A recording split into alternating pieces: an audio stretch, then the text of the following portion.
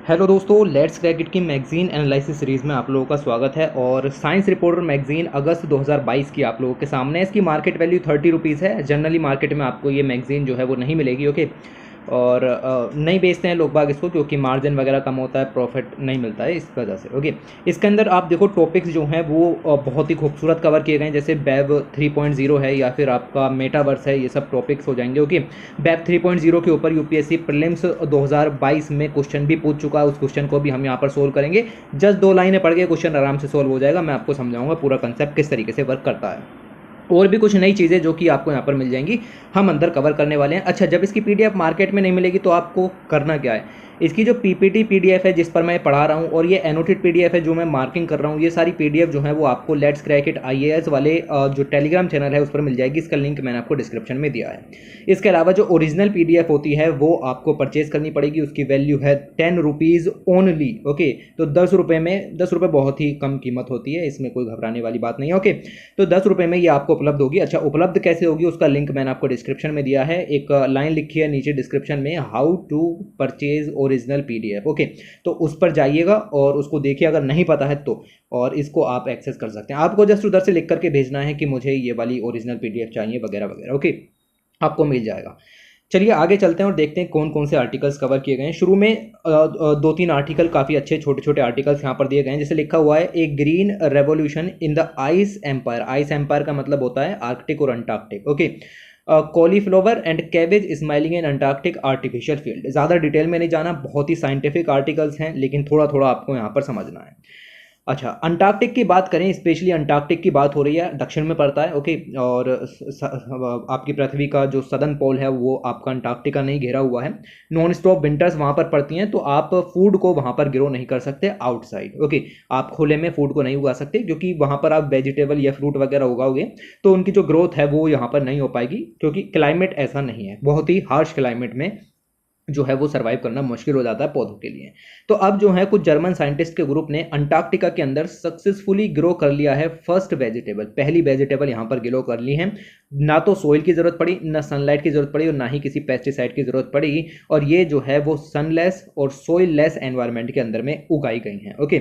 अब ये जो है वो यहाँ पर सक्सेसफुल हासिल हुई है। मतलब अंटार्कटिक में आप रह सकते हो, सर्वाइव कर सकते हो, अगर ये वाला मेथड जो है वो आपने यहाँ पर अपना लिया तो, ओके।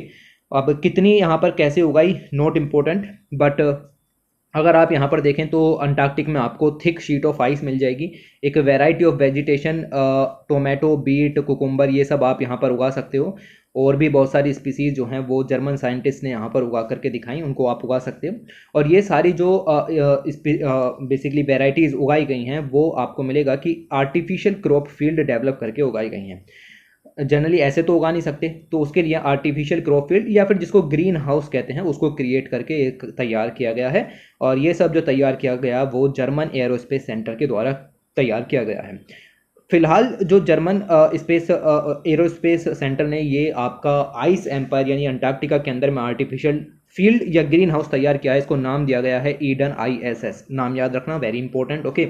और इसकी मदद से जो है वो एक्सट्रीम आइस सेल्फ के ऊपर पे भी आप वेजिटेबल्स उगा सकते हो। जस्ट जितना पढ़ना था, हाँ 2 लाइनें और दी थी, वो हमारे किसी काम की नहीं। उसके बाद आगे चलते हैं और यहाँ पर आपको मिल जाएगा एक फंगस के बारे में। यूपीएससी ने 2022 में फंगस के बारे में क्वेश्चन पूछा है, तो आगे भी चांसेस हैं कि अलग अलग तरीके की जो फंगस हैं वेरी फेमस, उनको यहाँ पर पूछा जा सकता है। जनरली अगर हम बात करें तो सोचते हैं कि फंगस जो है वो एक हार्मफुल या डिजीज़ कोजिंग सब्सटेंस होगा या इस तरीके की चीज़ होगी, लेकिन बहुत सारी जगहों पर जो फंगस होती है उसको हेल्थ बेनिफिट और न्यूट्रिशन के रूप में बहुत सारी जगहों पर खाया भी जाता है। ऐसी ही एक फंगस है जिसका नाम है जेली फंगस। आपसे क्वेश्चन पूछा जाएगा, which of the following statement about jelly fungus is right और रॉन्ग। मणिपुर के अंदर में ग्रो होती है, याद रखना, साइंटिफिक नाम याद रखने की आपको इसका जरूरत नहीं है। और ये जो है वो रूट एंड बुड्स पर यहाँ पर उगती है। इसके साथ साथ मणिपुर के अंदर ट्रेडिशनली जो आपके खाने पीने के सामान यहाँ पर बनते हैं उसमें ये इस्तेमाल यहाँ पर की जाती है। फंगस को मणिपुरी में उशीना के नाम से यहाँ पर जाना जाता है। और ये चीज़ आपको यहाँ पर ध्यान में रखनी है। इतने पॉइंट तो कम से कम आपको यहाँ पर ध्यान में रखने हैं। और तो ये चीज़ आपको मिल जाएगी। और प्लांट जो है वो रूटन वुड्स पर उगता है इनसाइड द फॉरेस्ट के अंदर जो रूटन वुड्स होती हैं उन पर उगता है। और ट्रेडिशनली फूड भी बनता है इससे, जिसका नाम है आपका उचीना कंगो। यहाँ पर ऊपर ऊपर बड़ा नाम भी लिखा हुआ है, ये याद रखने की ज़रूरत नहीं, बट फिर भी जो पॉइंट्स निकल रहे हैं उनको तो निकालने की कोशिश की जानी चाहिए। ओके, ये चीज़ें आपको यहाँ पर ध्यान में रखनी है। इसके अलावा अगर आप देखें तो इट शोड एंटी माइक्रोबियल, इस फंगस के अंदर एंटी माइक्रोबियल प्रॉपर्टी होती हैं, एंटी ऑक्सीडेंट प्रॉपर्टीज होती हैं, और प्रोटेक्टिव रोल भी निभाता है अगर हेप्टिक इंजरीज यहाँ पर हो जाएं तो ये सब पॉइंट जो है वो आपको यहाँ पर ध्यान में रखने हैं। और ट्रेडिशनल जो हीलिंग सिस्टम है उसमें भी डायबिटीज़ वगैरह को ट्रीट करने में मणिपुर के अंदर में ये काफ़ी इस्तेमाल किया जाता है। इस फंगस के बारे में अगर क्वेश्चन निकला तो यहाँ से आराम से पूरा हो जाएगा, इससे ज़्यादा आपको नहीं पढ़ना। उसके बाद आगे बात करते हैं, लिखा हुआ है DNA sequencers realising precise portable and personalised medical care. DNA sequencing की बात करें, आपको पता है क्या होता है, डीएनए को एक्सट्रैक्ट किया जाता है और उसकी सिक्वेंसिंग करके जो उसके बेसिस होते हैं उसको अलग अलग करके और ये एक पैटर्न तैयार किया जाता है। इसके कई सारे एप्लीकेशन आपको यहाँ पर मिल जाएंगे, जैसे रिसर्च में, एग्रीकल्चर में, एवोल्यूशनरी बायोलॉजी में, मेडिसिन में, क्लिनिकल माइक्रोबायोलॉजी में, एपिडेमोलॉजी में, इकोलॉजी में, पब्लिक हेल्थ में, इन सब में हम इसका इस्तेमाल कर सकते हैं। इसके अलावा अब ये पब्लिक प्लेस में भी कॉमनली हेल्थ लेबोरेटरीज के अंदर में अवेलेबल होने लगी है सुविधा। डीएनए सिक्वेंसिंग अब एक कॉमन तकनीक यहाँ पर हो गई है। ये आर्टिकल पर्टिकुलरली क्यों दिया गया है ये थोड़ा सा इंपॉर्टेंट यहाँ पर हो जाता है, मैं अभी समझाता हूँ। इसके अलावा डीएनए सिक्वेंसिंग को बहुत सारी इन्फेक्शियस डिजीज के डिटेक्शन में भी इस्तेमाल किया जा सकता है। लाइक आप देखो कि ये सारी जो तकनीकें यहाँ पर लिखी हुई हैं, कोई वायरस, पैथोजेंस, कोविड-19 में हमने डीएनए सिक्वेंसिंग की, जीनोम सिक्वेंसिंग यही होता है। जीनोम सिक्वेंसिंग डीएनए सिक्वेंसिंग में बस इतना अंतर है कि जीनोम सिक्वेंसिंग के अंदर में आरएनए और डीएनए दोनों तरीके की सिक्वेंसिंग आ जाती है, डीएनए सिक्वेंसिंग में ओनली डीएनए सिक्वेंसिंग आएगी। तो डीएनए सिक्वेंसिंग इज अ सब part of genome sequencing. Okay, तो ये चीज़ें आपको मिल जाएंगी। कैंसर है, कुछ भी चीज़ है आइडेंटिफाई करना है, किसी भी वायरस, हर वायरस के अंदर अपना एक जीनोम होगा, उस चीज़ को मेंटेन करना, उसको यहाँ पर बेसिकली रिसर्च करना, स्टडी करना, सब डीएनए सिक्वेंसिंग के अंदर में आ जाता है। बहुत ही यूज़फुल टूल है। और डिस्कवरी ऑफ डीएनए सिक्वेंसिंग जो है वो आपकी मैग्जम एंड गिलबर्ट के द्वारा की गई थी, और साथ ही साथ फ्रेडरिक सेंगर के द्वारा भी यहाँ पर की गई थी। बट ये सब जो है वो फैक्चुअल पॉइंट आपको यहाँ पर ध्यान में नहीं रखने। अच्छा, याद रखना कि डीएनए सिक्वेंसिंग जो है वो 4 फेज में एवोल्यूट हुआ है। जैसे कंप्यूटर्स की जनरेशन होती है, फर्स्ट जनरेशन कंप्यूटर, ऐसे ही आपकी यहाँ पर डीएनए सिक्वेंसिंग की भी जो है वो जनरेशंस होती हैं। लाइक आप देखोगे कि सबसे पहले हमने फर्स्ट जनरेशन सिक्वेंसिंग यहाँ पर तैयार की। देखो, इसके अंदर में आपको यहाँ पर नहीं जाना क्योंकि बहुत ज़्यादा डिटेल में चीज़ें हो जाएंगी कि डीएनए सिक्वेंसिंग की कैसे जनरेशन्स यहाँ पर चली या उसके अंदर में क्या हुआ, उसके अंदर में क्या हुआ है तो बिल्कुल नहीं पढ़ना, क्योंकि हमारी समझ से बाहर चली जाएंगी ये चीज़ें। ओके, हमें इतना ज़्यादा इसमें दिमाग नहीं लगाना, बट आपको ये याद रखना है कि हाँ, there are some generations of DNA sequencing. सबसे पहले जो होगी, सिंपल सी बात है, उसमें आउटपुट कम मिलेंगे, टाइम ज़्यादा लगेगा, खर्चा ज़्यादा होगा, और इसमें जो है वो हम पहले से ही प्री डिफाइंड प्राइमर्स का इस्तेमाल करके डीएनए स्ट्रैंड उनको सिंथेसाइज करते थे और उससे डीएनए सिक्वेंसिंग यहाँ पर करते थे। ओके, तो पहले से ही जो प्राइमर्स यहाँ पर इस्तेमाल किए जाते थे उनका इस्तेमाल करके ये काम यहाँ पर किया जाता था। बाकी आपको इसके अंदर में यहाँ पर कुछ भी नहीं पढ़ना। अच्छा, एक चीज़ और याद रखनी है आपको कि फर्स्ट जनरेशन जो आपकी सिक्वेंसिंग थी उसको आप सैडगर सिक्वेंसिंग भी यहाँ पर कहते हैं बेसिकली। ओके, तो सैडगर सिक्वेंसिंग भी इसको कहा जाता है। इसका नाम आप इस तरीके से याद रखना है, दिया नहीं गया शायद। ओके, तो ये याद रखना। उसके अलावा दूसरी जो जनरेशन है वो यहाँ पर डेवलप शुरू हुई, और दूसरी को हम जो है वो नेक्स्ट जनरेशन सिक्वेंसिंग भी कहते हैं, या इसको मैसिवली पैरेलल सिक्वेंसिंग भी यहाँ पर कहा जाता है। ओके, इसमें क्या हुआ, इसमें आप देखोगे कि एक सिंगल टेस्ट के अंदर ही साइमल्टेनियसली मिलियंस ऑफ जीन्स को एक बार में सीक्वेंस यहाँ पर करना शुरू हो गया। तो पैरेलली हम बहुत सारे जो बेसिकली कह सकते हैं कि जो जीन्स हैं उनको यहाँ पर उनकी सीक्वेंसिंग यहाँ पर कर सकते हैं एक साथ। तो पैरेलली कर सकते हैं, इसी की वजह से इसका नाम जो है वो मैसिवली पैरेलल सीक्वेंसिंग पड़ा, यानी मैसिव यानी बड़े स्तर पर पैरेलल सीक्वेंसिंग यहाँ पर स्टार्ट होनी शुरू हो गई, और इस तरीके से सेकेंड जनरेशन यहाँ पर निकल करके आई। थर्ड जनरेशन को हम लॉन्ग रीड सीक्वेंसिंग भी यहाँ पर कहते हैं। ओके, ये पॉइंट भी यहाँ पर याद रखना। आप जस्ट ऑब्जर्वेशन करो कि क्या क्या चीज़ें चली। थर्ड जनरेशन को हम जो है वो लॉन्ग रीड सीक्वेंसिंग भी कहते हैं, या इसको सिंगल मॉलिक्यूल सीक्वेंसिंग भी कहा जाता है। और ये जो है वो इवन अ सिंगल मॉलिक्यूल को विदाउट क्रिएटिंग एम्पलीफिकेशन लाइब्रेरीज और generate long read in a short duration with cost effectiveness. इसके अंदर बेसिकली आपका ये मिलेगा कि हम जो है वो एक सिंगल मॉलिक्यूल के ऊपर स्टडी करके पूरे के पूरे जो बॉडी है या पूरा का पूरा जो जीनोम है उसकी स्टडी कर सकते हैं। आपको इस पर्टिकुलर जो मॉलिक्यूल है उसको सीक्वेंस करने की ज़रूरत नहीं है, उसको सीक्वेंस नहीं, उसको जो है वो एम्पलीफिकेशन करने की ज़रूरत नहीं है, उसकी एक लंबी चेन्स बनाने की ज़रूरत नहीं है। क्योंकि चैन वगैरह बनाने में काफ़ी दिक्कत होती है, फिर हर एक को सीक्वेंस यहाँ पर करना पड़ता है। ओके, तो सिंगल मॉलिक्यूल सीक्वेंसिंग, आपको इतना पॉइंट यहाँ पर याद रखना है कि थर्ड जनरेशन के अंदर उसको सिंगल मॉलिक्यूल सीक्वेंसिंग के नाम से जाना जाता है। ओके, बस इतना। बाकी आपको इसके अंदर नैनोपोर्स वगैरह ये सब नहीं कवर करना। ओके, ये हमारे काम की चीज़ें नहीं है, बट फिर भी मैं इसको काफ़ी डिटेल में कवर करा रहा हूँ। रिसेंटली अब आपकी फोर्थ जनरेशन सीक्वेंसिंग यहाँ पर डेवलप हुई है, और फोर्थ जनरेशन सीक्वेंसिंग को आप इन सीटू सीक्वेंसिंग भी यहाँ पर कहते हो, और साथ ही साथ इसको जो है वो single cell spatial transcriptomic sequencing भी यहाँ पर कहा जाता है। तो एक नया फेज़ यहाँ पर जो है वो शुरू हो गया, जिसकी मदद से हम जो है वो इंडिविजुअल सेल्स के ही अलग अलग कह सकते हैं कि जीन एक्सप्रेशन को डिस्टिंग्विश यहाँ पर कर सकते हैं। ओके, तो distinguish gene expression of individual cells in their origin location, तो जहाँ पर वो ओरिजिन हो रहे हैं वहीं पर ही इसको जो है वो कह सकते हैं कि जीन एक्सप्रेशन को डिस्टिंग्विश किया जा सकता है। आप देखो, ओरिजिनल लोकेशन की वजह से ही इसका नाम जो है वो इन सीटू सीक्वेंसिंग यहाँ पर पड़ा है, क्योंकि उसको निकालने की ज़रूरत वहाँ से नहीं पड़ती है। ओके, और इसमें यहाँ पर देखोगे आप थाउजेंड्स ऑफ जीन के जो एक्सप्रेशंस हैं उनको साइमल्टेनियसली एनालाइज किया जा सकता है, चाहे वो कोई भी तरीके का आरएनए हो। ओके, उसको भी यहाँ पर किया जा सकता है। देख सकते हो, एंटीसेंसिस आरएनए हो या आरएनए हो, एमआरएनए हो, नॉन कोडिंग आरएनए हो।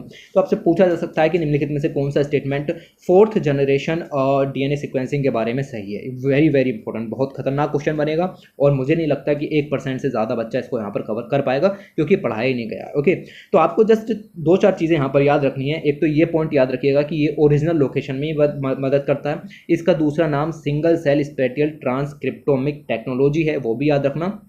और इसके अलावा आपको ये भी याद रखना है कि ये साइमल्टेनियसली एनालाइज कर सकता है expression of thousands of gene, चाहे आरएनए किसी भी टाइप का हो, उसको यहाँ पर ये एक्सप्रेस कर सकता है। ओके, इन सेतु सीक्वेंसिंग होती है, जैसा कि मैंने आपको यहाँ पर बताया, और इसके काफ़ी ज़्यादा यूज़ हो जाएंगे। अप्रोच इज़ यूजफुल, इससे हम स्क्रीनिंग कर सकते हैं, वैलिडेट कर सकते हैं बायो मार्कर्स को डायरेक्टली, और रूटीन सैंपल जो हैं उनको भी हम जो है वो चेक कर सकते हैं, उनको भी वैलिडेट यहाँ पर कर सकते हैं। While non targeted approach is useful for molecular profiling of samples for patient stratification और molecule classification of the disease. ये यूजेस दिखाए गए हैं कि कोई भी डिजीज़ आती है तो उसके मॉलिक्यूल्स के क्लासिफिकेशन में यहाँ पर इस्तेमाल किया जा सकता है, और पेशेंट्स में जो बेसिकली डिजीज़ है उनको भी टारगेट तरीके से, सक्सेसफुल तरीके से जो है वो ख़त्म किया जा सकता है।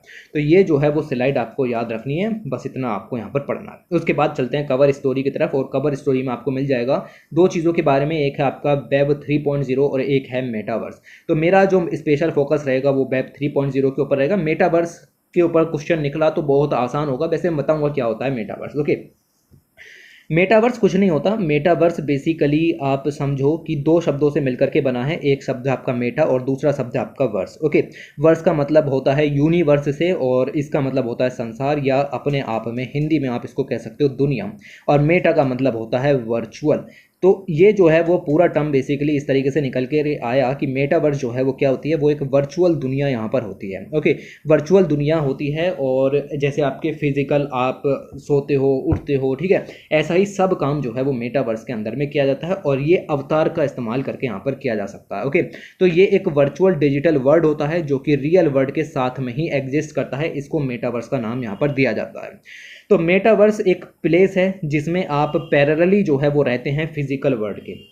आपको VR AR टेक्नोलॉजी यानी कि ऑगमेंटेड रियलिटी और वर्चुअल रियलिटी का इस्तेमाल करके एक वर्चुअल दुनिया में जाना पड़ता है। वहाँ पर आप अपने जान पहचान के लोगों से मिलते हैं, और अदर एक्टिविटीज़ भी यहाँ पर की जाती हैं, खेलना है, पढ़ना है, लिखना है, वो सब चीज़ें यहाँ पर हो जाती हैं। ओके, तो ये बेसिकली एक 3D स्पेस होता है जो कि आपको सेम एक्सपीरियंस उपलब्ध कराता है जैसा कि आप फिजिकल वर्ल्ड में एक्सपीरियंस कर रहे हैं, बल्कि उससे भी ज़्यादा अच्छा एक्सपीरियंस आपको यहाँ पर मिल जाएगा। और ये तकनीक को बढ़ावा देने के लिए ऐसी बात यहाँ पर की गई है। इसमें आप अपना अवतार चुनते हैं, ठीक है, वो आपका अपना रूप हो सकता है, कोई और रूप हो सकता है जिसको भी आप फॉलो करना चाहते हैं, तो उस तरीके से आप इसको चूज़ कर सकते हैं। आपको क्या पहनना है, क्या खरीदना है, ये सब चीज़ें आप उसके अंदर में यहाँ पर हो जाती हैं। ओके, हाल ही में एक शादी भी यहाँ पर हुई, और उस शादी के अंदर यहाँ एग्जाम्पल दिया गया है, और ये शादी जो है वो बेसिकली चेन्नई के अंदर में हुई, और वहाँ पर जो आपकी दुल्हन थी बेसिकली उनके जो माता पिता थे उनकी डेथ हो गई थी, तो उनको जो है वो वर्चुअली यहाँ पर क्रिएट किया गया और उस शादी के अंदर में उनको इन्वॉल्व यहाँ पर किया गया। जैसे कि आप यहाँ पर देख सकते हो ये रियल वर्ल्ड है, ऊपर वाली जो इमेज है ये वाली, ये जो है वो आपका फिजिकल वर्ल्ड रियल वर्ल्ड है जैसा कि लोग दिखते हैं, और ये जो नीचे वाली इमेज है ये मेटावर्स का यूज़ करके यहाँ पर तैयार की गई है। और ऊपर जो है वो जो पर्सन्स अवेलेबल नहीं थे लेकिन होने चाहिए थे वो पर्सन्स यहाँ पर आपके नीचे मेटावर्स के अंदर में बनाए जाते हैं और बिल्कुल एकदम क्लियर एक्सपीरियंस आपको यहाँ पर होता है। ऐसा ही लगता है कि जो है वो हमारे साथ में ही मौजूद हैं जबकि वो फिजिकल दुनिया से चले गए हैं। ओके, ऐसे ही आपको यहाँ पर मिल जाएगा welcome to metaverse experience, cricket team वगैरह इन सब चीज़ों में इस्तेमाल होता है। आपको क्या बनना है उस अवतार वगैरह चूज़ करके ये सब हो जाता है। ओके, ये सब आप समझते हैं, गेमर्स वगैरह सब इसको क्लियरली यहाँ पर समझते हैं। तो मेटावर्स जो है वो इस तरीके से होता है। इसके अलावा कई सारे प्लेटफॉर्म भी यहाँ पर डेवलप किए गए हैं, metaverse, augmented reality, virtual reality, ये सब आपके इस तरीके से, ये वाला देखो इस सिस्टम होता है ना VR, इसको यहाँ पर कहते हैं शायद। ओके, तो इसका इस्तेमाल करके जो है वो मेटावर्स के अंदर में जाया जाता है। इसमें जो है वो एजुकेशनल टेक्नोलॉजी में भी इसका इस्तेमाल यहाँ पर किया जा सकता है। ओके, इसके अलावा अगर हम देखें तो हैच किड नाम से प्लेटफॉर्म भी बनाया गया है 6 से 18 साल के बच्चों के लिए। ये सब हमारे किसी काम का नहीं, बट यहाँ पर दिया गया, मैंने आपको बताया ये किसी काम का नहीं। बात करते हैं द मोस्ट इंपॉर्टेंट चीज़ पर, व्हाट इज़ द वेब 3.0। सबसे पहले वेब 1.0 आया, फिर 2.0 और फिर 3.0 यहाँ पर आया। तो ये सब क्या है, ये वर्ल्ड वाइड वेब की जनरेशन के रूप में उभर करके आती है। US गवर्नमेंट ने अपना पहला मैसेज जो है वो यहाँ पर सेंड किया था, जिसको जो है वो एप्रानेट प्रोजेक्ट के जरिए भेजा गया था, that is called advance research project agency net. और ये जो है वो काम 1969 में हुआ था, जब पब्लिक के लिए इंटरनेट अवेलेबल नहीं था।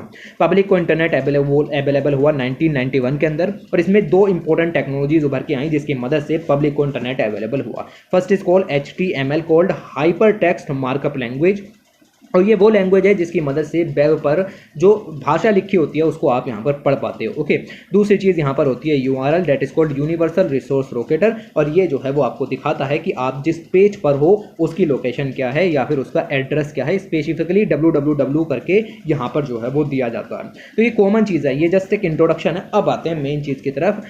उसके बाद आपका यहाँ पर ये जो चीज़ें मैंने आपको पढ़ाई कि ये सब काम यहाँ पर हुआ, इस चीज़ को हमने नाम दिया वेब 1.0। वेब 1.0 ये आपका 1991 से स्टार्ट यहाँ पर शुरू हो गया। वेब 1.0 जो है वो एक स्टैटिक वेब था, आप ज़्यादा चेंजेस नहीं कर सकते थे, आपके हाथ में कोई चीज़ें पावर नहीं थी, आप सिर्फ रीड कर सकते थे, आप वहाँ पर कुछ भी राइट नहीं कर सकते थे। इंटरनेट खोला, इंटरनेट पर जो कुछ पढ़ना है पढ़ा, आप कुछ भी चेंजेस यहाँ पर नहीं कर सकते थे। Where the user could search for and read content, but आप उस पर ना तो रिएक्ट कर सकते थे ना ही उसको रेस्पॉन्ड कर सकते थे, बस आपको चीज़ें अवेलेबल होती थी। तो याद रखना web 1.0 is read only web. Okay, 2004 के बाद इंटरनेट जो है वो और ज़्यादा इंटरैक्टिव यहाँ पर हो गया। इंटरैक्टिव होने के साथ साथ यूज़र्स जो हैं वो आपका देखो डाटा को जनरेट करने लगे, डाटा को अपलोड करने लगे, कंटेंट को अपलोड करने लगे। ओके, तो अपलोड करने के साथ साथ आप यहाँ पर देखोगे कंटेंट जो है अब सिर्फ रीड ओनली नहीं बचा, हम उसको रीड भी कर सकते थे और राइट भी कर सकते थे। तो रीड ओनली वेब जो है वो रीड राइट वेब के रूप में यहाँ पर तब्दील हो गया। इस वेब 2.0 के ज़रिए हमारे पास फेसबुक, ट्विटर, व्हाट्सअप, ये सब जो visual tools like Instagram, YouTube, ये सब चीज़ें यहाँ पर आनी शुरू हो गई। हम चीज़ों को अपलोड करने लगे, हम इंटरैक्टिव सोशल वेब में यहाँ पर पहुँच चुके थे, जिसको जो है वो वेब 2.0 यहाँ पर कहा जाता है। बहुत सारी बड़ी बड़ी कंपनियाँ यहाँ पर उभर करके आई। एक जो बड़ा इशू यहाँ पर उभर करके रह गया वो था आपका सेंट्रलाइज्ड वेब, मतलब लोगों के हाथ में अभी भी पावर यहाँ पर नहीं थी। जितनी भी ये कंपनीज थी लाइक फेसबुक वगैरह, सारी पावर और सारा का सारा डाटा इकट्ठा करने की पावर इनके ही हाथ में यहाँ पर थी। लगभग 2 डजन के करीब जो मेजर कंपनीज़ हैं वो ईपी सेंटर बन गई, जहां पर सारा डाटा जो है वो उपलब्ध होने लगा। हालांकि वो फ्री सर्विसेज तो उपलब्ध करा रहे थे, लाइक क्रोम है, माइक्रोसॉफ्ट एज है, फायरफॉक्स है, ये सब तरीके की ओके सर्चिंग सुविधाएं भी यहाँ पर उपलब्ध होने लगी थी। The biggest international web players are each a near monopoly. ये जो 2 डजन कंपनीज उभर करके आई, इनकी मोनोपोली क्रिएट हो गई, कोई इनसे लड़ना नहीं चाहता था, सब इनको सपोर्ट करना चाहते थे। तो मोनोपोली का मतलब होता है एकाधिकार। एकाधिकार इन कंपनीज का यहाँ पर हो गया, क्योंकि ये कंज्यूमर्स का मिलियंस का डाटा जो है वो यहाँ पर स्टोर करते थे, क्योंकि कंज्यूमर फ्री सर्विसेज यूज़ कर रहा है, तो फ्री सर्विसेज के बदले में यहाँ पर आपका जो है वो सेंट्रलाइजेशन डाटा का यहाँ पर होने लगा। ओके, अब ये रियलाइज हुआ कि that they have become products with little control over there own data. लोगों को महसूस हुआ कि हमारे डाटा के ऊपर हमारा कंट्रोल बिल्कुल भी नहीं है। Now realise that they have become products, इंसान जो है वो प्रोडक्ट बन चुका है जिसका लिटिल कंट्रोल है अपने खुद के डाटा के ऊपर, लाइक फ्रेंड्स के ऊपर। क्या लाइक करना है, क्या डिसलाइक करना है, सब जो है वो कंपनी से डिसाइड कर रही है, हमारे हाथ में कुछ भी नहीं रह गया है। तो every morsel of the information वो जो है वो एक टारगेटेड एडवर्टाइजमेंट के लिए यहाँ पर इस्तेमाल किया जाता था, और फॉर विच समवन पेज। तो ये चीज़ें आपको मिलेंगी, जैसे आज भी यहाँ पर ये चीज़ें देखने के लिए मिल जाती हैं। ओके, तो इस चीज़ को करेक्ट करने के लिए कंसंट्रेशन ऑफ पावर ना हो, जितने भी वेब टेक्नोलॉजी के वेल विशर्स थे उन्होंने एडवोकेट किया कि हमें जो है वो इस चीज़ को ख़त्म करना पड़ेगा और एक जो है वो डिस्ट्रीब्यूटेड मॉडल लेकर के आना पड़ेगा। डिस्ट्रीब्यूटेड मॉडल का मतलब ये है कि जो एनरमस डाटा जनरेट किया जाता है पब्लिक के द्वारा, वो जनरेट जो होता है by all of us user, वो स्प्रेड हो in a transparent manner across the multiple database. याद रखना, एक डाटाबेस में जनरेट ना हो, मल्टीपल डाटाबेसेस के अंदर में जाना चाहिए। ऊपर देखो लिखा हुआ है सेंट्रलाइज्ड डाटाबेस, लेकिन यहाँ पर लिखा हुआ है multiple databases rather than a liquidative tool in the hands of you. कुछ लोगों के हाथ में डाटा ना हो, सभी के हाथ में डाटा हो, ये चीज़ आपको यहाँ पर मिल जाएंगी। इसलिए वेब 3.0 को जो है वो डिसेंट्रलाइज्ड वेब के रूप में यहाँ पर जाना जाता है। याद रखना, वेब 2.0 को सेंट्रलाइज्ड वेब के रूप में जाना जाता है और वेब 3.0 को डिसेंट्रलाइज्ड वेब के रूप में जाना जाता है।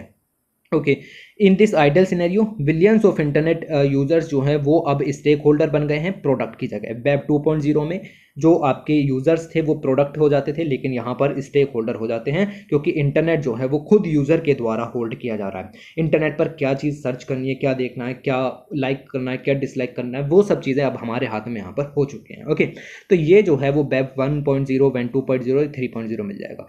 पहला जो था आपको पता चला स्टैटिक वेब था, इसमें आप सिर्फ रीड कर सकते थे। दूसरा जो है वो आपका 2004 से शुरू हुआ, जिसमें इंटरेक्टिव सोशल वेब्स देखने लगे, आप चीज़ों को अपलोड करने लगे, लोगों को इन्फ्लुएंस करने लगे, यूट्यूब वगैरह आया, ये सब आया। उसके अलावा वेब 3.0 जो है वो यहाँ पर उभर करके आना शुरू हुआ, और इसमें जो है वो डिसेंट्रलाइज्ड ब्लॉकचेन टेक्नोलॉजी का इस्तेमाल यहाँ पर किया जाने लगा। याद रखना कि वेब 3.0 के अंदर में इन टेक्नोलॉजीज़ का इस्तेमाल जो है वो किया जाता है। ये आपको मिल जाएंगी, ये हाँ, ये क्वेश्चन यहाँ पर पूछा गया प्रीलिम्स के अंदर में, और लिखा हुआ है कि with reference to web 3.0 consider following statement. Web 3.0 enables people to control their own data. भाई मैंने अभी तो बताया कि अपने खुद के डाटा को आप यहाँ पर कंट्रोल कर सकते हो, this is called decentralized web. Okay, अभी तो क्लियर किया। उसके अलावा दूसरा लिखा हुआ है कि in the web 3.0 there can be a blockchain based social network. Social network तो होगा, 2.0 में भी था, 3.0 में भी था, लेकिन जैसा कि मैंने आपको बताया कि 2.0 में सेंट्रलाइज था और वेब 3.0 में डिसेंट्रलाइज था। डिसेंट्रलाइज का मतलब होता है ब्लॉकचेन टेक्नोलॉजी का इस्तेमाल किया होगा तभी डिसेंट्रलाइज बना होगा, क्योंकि ब्लॉकचेन टेक्नोलॉजी को डिस्ट्रीब्यूटेड लेजर टेक्नोलॉजी कहा जाता है, और डिस्ट्रीब्यूटेड का मतलब होता है डिसेंट्रलाइजेशन, और उसी बेस पर आपका दूसरा स्टेटमेंट सही होता है। ओके, ये सब दिमाग लगाने वाली चीज़ें आपको यहाँ पर मिल जाएंगी। तीसरा ऑप्शन मिलेगा आपको, web 3.0 is operated by users. Users के द्वारा ऑपरेट किया जाता है collectively rather than a corporation. भाई वेब 1.0 था, 2.0 था, इसमें एक कॉर्पोरेशन के द्वारा डाटा को सब यहाँ पर ऑपरेट किया जाता था, लेकिन अब जो है वो कलेक्टिवली यूजर्स के द्वारा आप देखोगे कि ऑपरेट किया जाएगा। जी हाँ, ये भी बिल्कुल सही है। तो तीनों ही ऑप्शन यहाँ पर सही है और इसका आंसर हो जाता है डी। वेरी इजी अब आप लोगों के लिए हो गया, अदरवाइज नहीं होता। तो ये सब चीज़ें मिल जाएंगी। इसके अलावा आप देखोगे कि अब ज़्यादा इसमें पढ़ने की दिक्कत नहीं है। वैसे तो क्वेश्चन पूछ लिया है, दोबारा पूछे मुश्किल है, बट फिर भी इसके अंदर आप कई सारी टेक्नोलॉजीज़ का इस्तेमाल करते हो, लाइक ब्लॉकचेन टेक्नोलॉजी है जो कि आपका डिसेंट्रलाइज्ड करने में मदद करती है।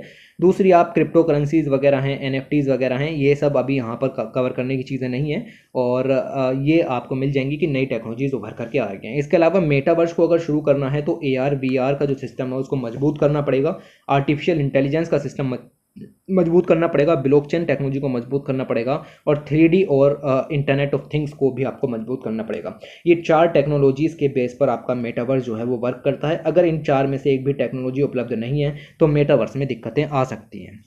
इसके बाद बात करते हैं GSAT 24 की तरफ, और GSAT 24 हाल ही में यहाँ पर लॉन्च किया गया और इंडिया का एडवांस कम्युनिकेशन सैटेलाइट है। याद रखना, this is the communication satellite, not earth observation satellite और समथिंग एल्स। ओके, तो GSAT 24 जो है वो आपका कम्युनिकेशन सैटेलाइट के रूप में यहाँ पर उभर करके आता है। जस्ट 2-4 पॉइंट आपको जानना है, ज़्यादा इसमें पढ़ने की दिक्कत नहीं है। तो ये पान इंडिया कम्युनिकेशन सैटेलाइट आपको यहाँ पर मिल जाएगा। हाई क्वालिटी टेलीविजन है, टेली कम्युनिकेशन है, ब्रॉडकास्टिंग सर्विसेज अब यहाँ पर उपलब्ध होने लगेंगी, और और एरियन 5 व्हीकल से इसको जो है वो यहाँ पर लॉन्च किया गया, जो कि यूरोप की स्पेस एजेंसी का ये है। और 22 जून 2022 को फ्रेंच गुयाना के कोरियो से इसको यहाँ पर लॉन्च यहाँ पर किया गया।